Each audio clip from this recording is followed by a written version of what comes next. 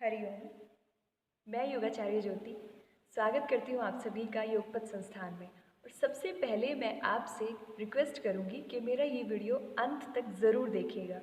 आपके लिए ये महज एक वीडियो है, मेरे लिए ये मेरे सपने हैं, मेरे जज्बात हैं जो मैं आप लोगों तक पहुँचा रही हूँ।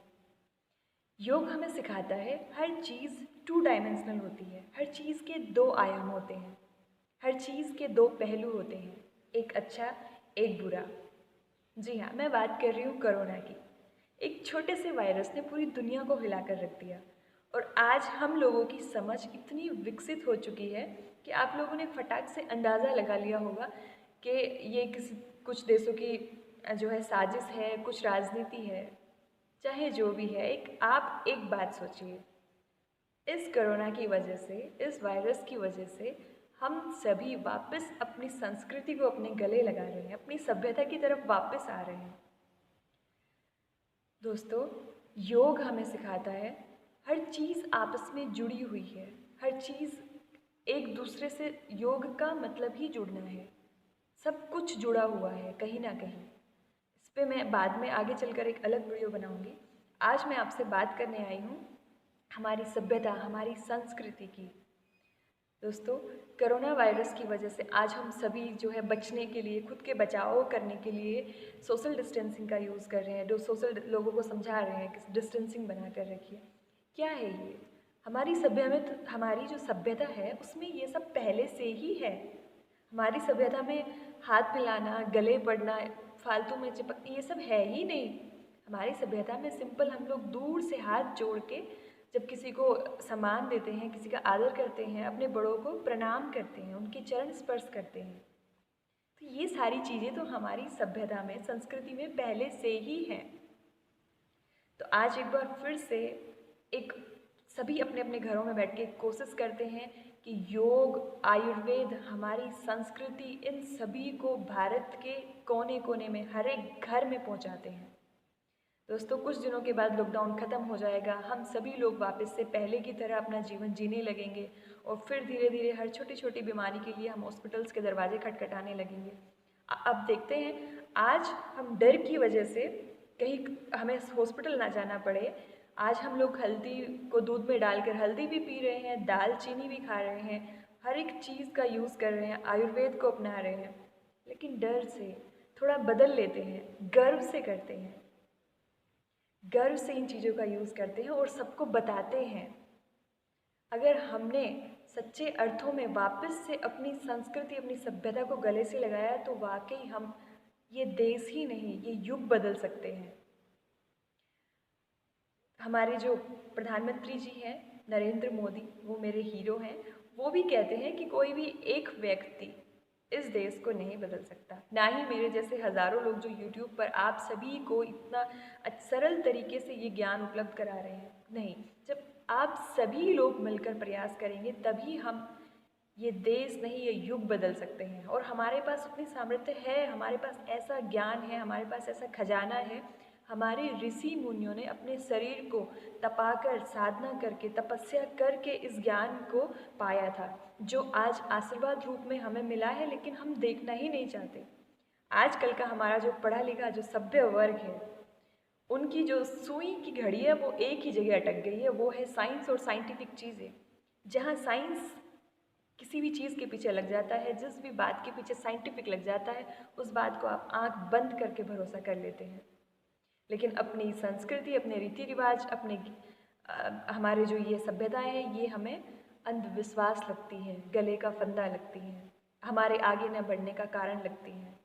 देखिए, साइंस, हमारी साइंटिस्ट ही थे हमारे ऋषि मुनि। उन्होंने हर एक चीज़ को खूब उस पर गहन अध्ययन, चिंतन, मनन करने के बाद किसी भी चीज़ को आगे बढ़ाया है। आप खुद ही सोचिए, मैं आपको छोटा सा उदाहरण दूंगी फास्टिंग का, व्रत। जब हम छोटे हुआ करते थे, हमारी दादी नानी हफ्ते में एक व्रत रखा करती थी, तो हमें भी लगता था ये तो कौन से भगवान को खुश कर रही हैं अपने आप को भूखा रख के, क्योंकि समाज की चाबी धीरे धीरे दिमाग में भरी जा रही थी। हम जो चीज़ बाहर देखते थे वही समझ में आती थी।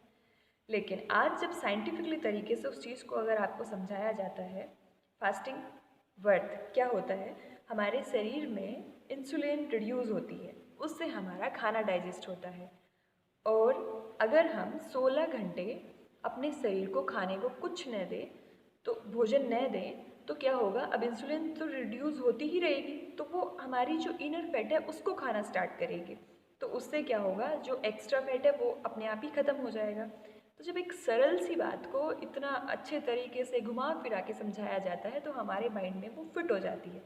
अब तो ये साइंटिफिकली है, अब तो हमने ये करना है।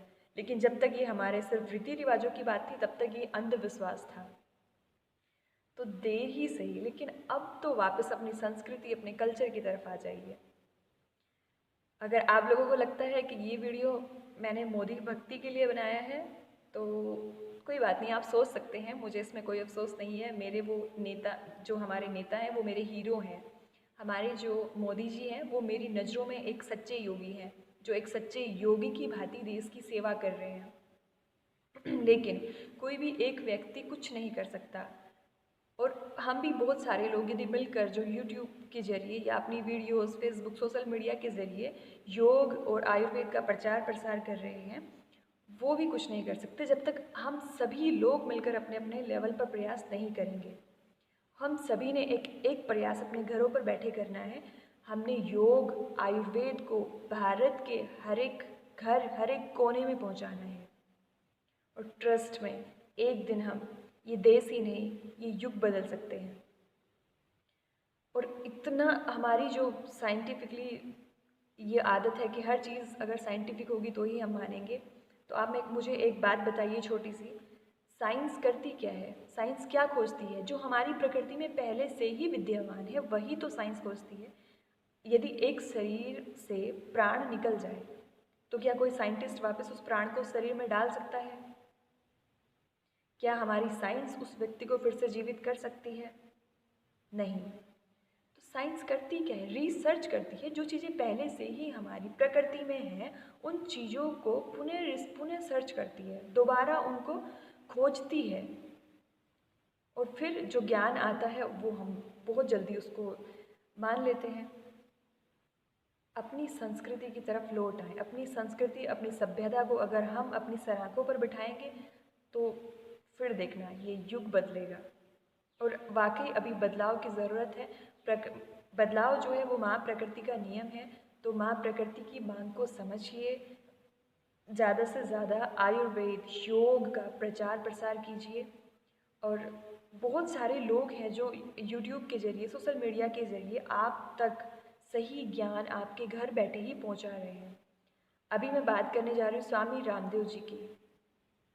देखिए, कुछ लोगों का कहना है कि वो बिजनेसमैन हैं, तो क्या हुआ, अपनी संस्कृति से तो जुड़े हैं, अपनी सभ्यता से तो जुड़े हैं। आपको वो जो सिखा रहे हैं वो हमारी संस्कृति है, हमारी सभ्यता है। बहुत सारे ऐसे व्यक्ति हैं जिनके पास वाकई ज्ञान का भंडार है। हमारे जो राजीव दीक्षित जी थे अब इस दुनिया में नहीं हैं, लेकिन उनके आज भी उनके व्याख्यान ऐसे हैं, एक आम आदमी के लिए जितनी नॉलेज चाहिए आयुर्वेद की अपने जीवन को जीने के लिए, वो सभी उनके व्याख्यानों से आपको ईजिली मिल सकती है। अभी 2-3 दिन पहले ही मैंने एक विश्व स्वरूप जी की, डॉक्टर विश्व स्वरूप जी की वीडियो देखी। वो आपको खाने से रिलेटेड आयुर्वेद के जरिए इतना बेहतरीन तरीके से आपको डाइट प्लान आपका बताएंगे कि आपकी आधी से ज़्यादा बीमारियां आप अपने घर बैठे ख़त्म कर सकते हैं।